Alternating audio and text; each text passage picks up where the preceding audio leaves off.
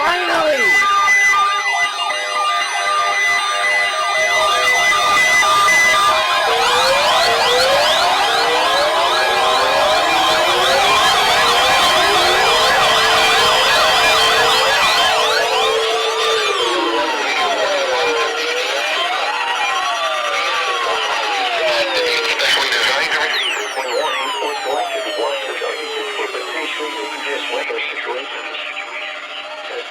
Receivers are normally conducted each Wednesday between the hours of 11 a.m. and 12 noon.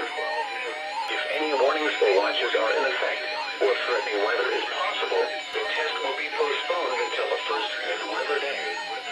Again, this has been a test of the NOAA radio warning light and EAS signal. We now return to the regular broadcast cycle.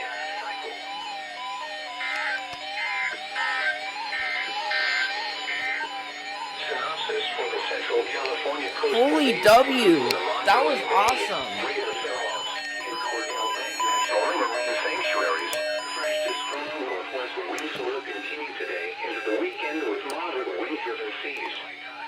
Occasional gale force gusts in the outer and inner waters are expected through the weekend.